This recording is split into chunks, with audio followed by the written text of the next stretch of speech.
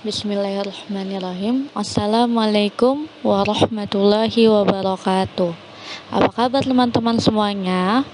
Mudah-mudahan kita selalu dalam lindungan Allah Subhanahu wa taala ya. Sebelum kita mulai belajar, mari kita berdoa. Doa sebelum belajar. Bismillahirrahmanirrahim.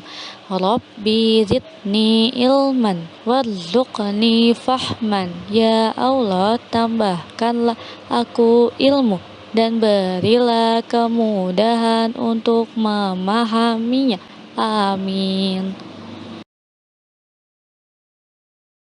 Hari ini kita akan belajar agama Islam sekaligus dengan tematik tentang perilaku terpuji.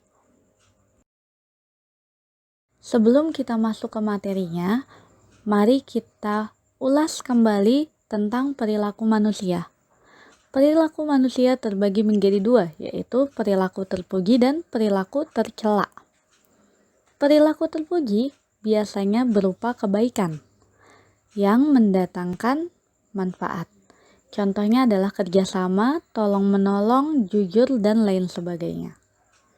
Sedangkan perilaku tercela adalah perilaku yang biasanya berupa kejahatan atau keburukan, yang kemudian akan mendatangkan kerugian bagi beberapa orang.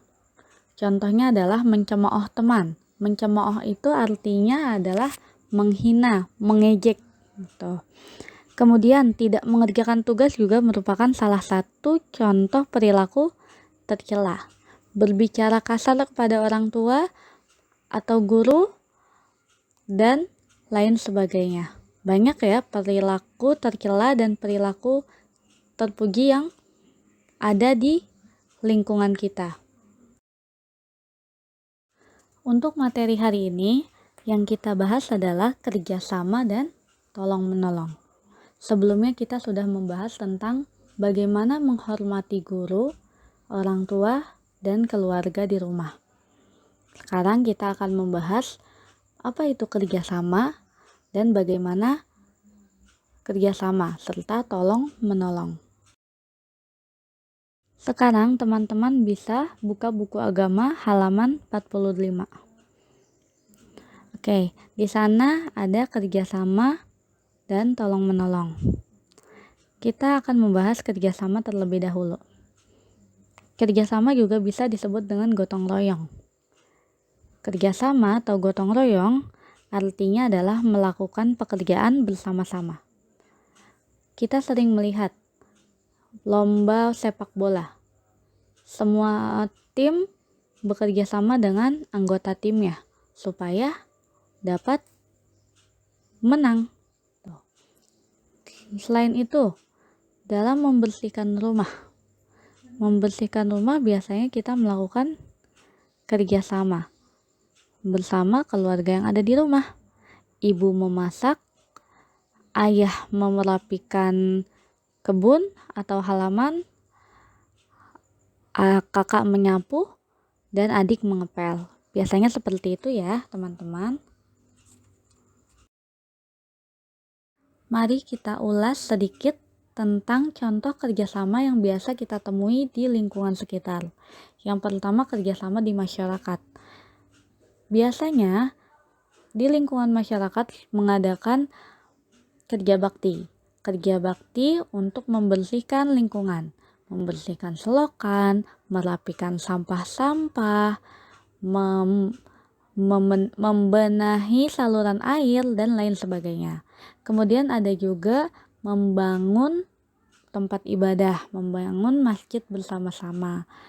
Bahkan ada pula yang memperbaiki jalanan bersama-sama. Kemudian kerjasama di sekolah. Kerjasama di sekolah biasanya dilakukan dengan kegiatan piket. Ada yang membersihkan papan tulis, ada yang membersihkan meja, ada yang membersihkan jendela, ada yang menyapu lantai, dan lain sebagainya. Setiap siswa pasti memiliki tugasnya masing-masing. Selanjutnya, kerjasama di rumah. Kerjasama di rumah biasanya dilakukan pada saat bersih-bersih rumah. Seperti yang tadi sudah dijelaskan, biasanya ibu menyapu atau memasak, kemudian kakak membersihkan meja dan lain sebagainya. Jadi kerjasama bisa dilakukan dimanapun kita berada, baik di sekolah, di lingkungan masyarakat, atau di dalam rumah.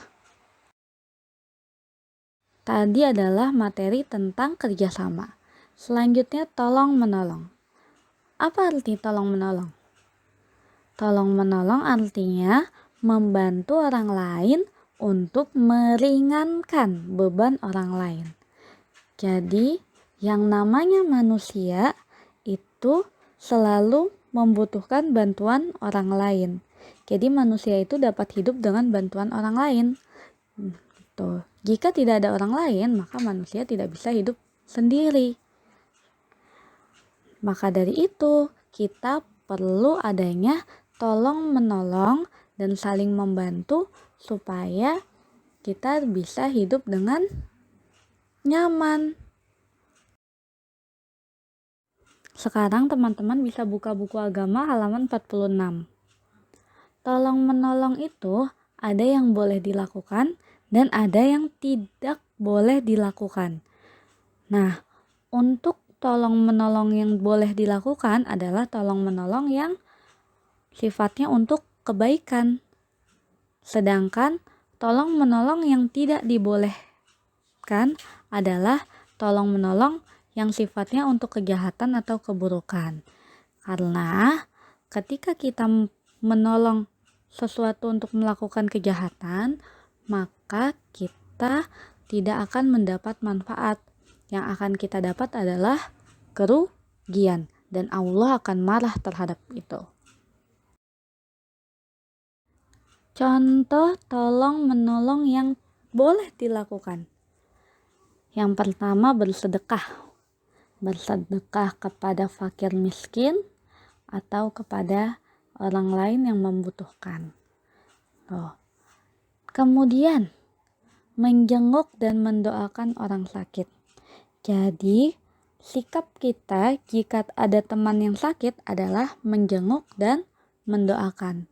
Bantulah teman kita yang sakit dengan bantuan yang mereka perlukan. Dan akan lebih baik kalau kita mendoakan mereka.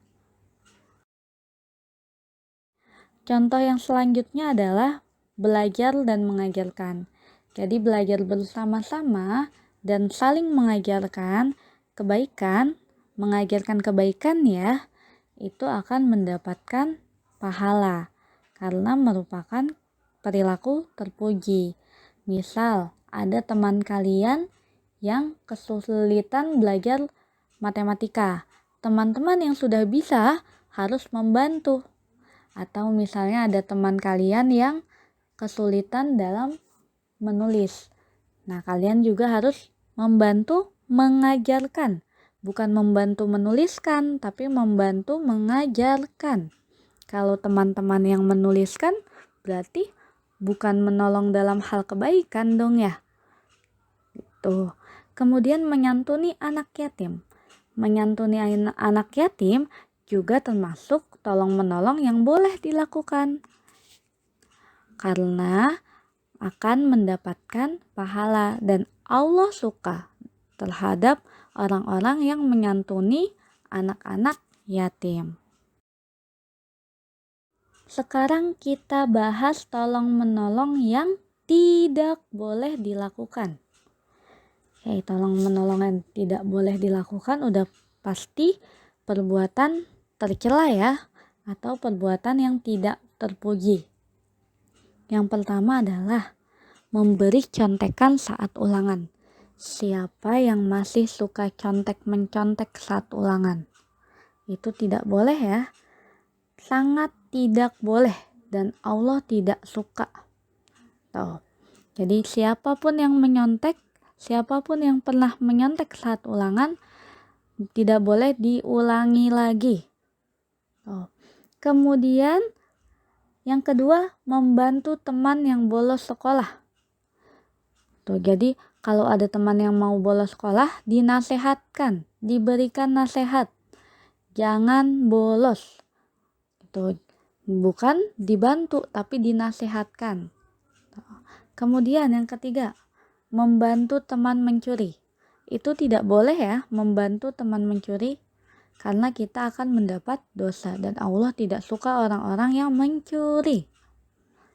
Kemudian contoh lain adalah membantu teman berkelahi. Kalau ada temannya yang berkelahi, bukan dibantu berkelahi, tapi dileraikan atau dipisahkan. Jika teman-teman tidak bisa memisahkan, panggillah orang dewasa. Misalnya, jika teman kalian berantem di sekolah, kalian bisa memanggil guru. Jika ada teman kalian yang berantem di lingkungan rumah, kalian bisa panggil orang dewasa yang ada di sekitar situ. Jadi teman-teman harus ingat, tolong menolong ada yang boleh dilakukan dan ada yang tidak boleh dilakukan. Dan tolong menolong yang tidak boleh dilakukan akan mendapatkan kerugian dan Allah tidak suka. Seperti mencontek, membolos, membantu orang mencuri, membantu orang yang berkelahi. Itu Allah tidak suka. Jadi teman-teman jangan melakukannya. Jadi, apabila teman-teman ingin disayang Allah dan ingin masuk ke dalam surga Allah, maka teman-teman harus melakukan perbuatan terpuji dan menjauhi perbuatan yang tercela. Teman-teman harus rajin bersedekah, harus rajin mendoakan orang-orang yang baik, kemudian rajin menyantuni anak yatim, dan juga melakukan hal-hal kebaikan lainnya. Jangan lupa untuk selalu beribadah kepada Allah. Kemudian, tinggalkan perbuatan-perbuatan tercela seperti menyontek, berkelahi, mencemooh orang lain, mencuri, dan lain sebagainya. Jika ada teman-teman yang kesulitan atau tertimpa musibah, teman yang lain harus membantu ya, karena manusia itu dapat hidup dengan bantuan orang lain dan tidak bisa berdiri sendiri. Jika kita memiliki teman yang sedang sakit, jangan lupa didoakan dan dijenguk. Cukup sekian. Wassalamualaikum warahmatullahi wabarakatuh.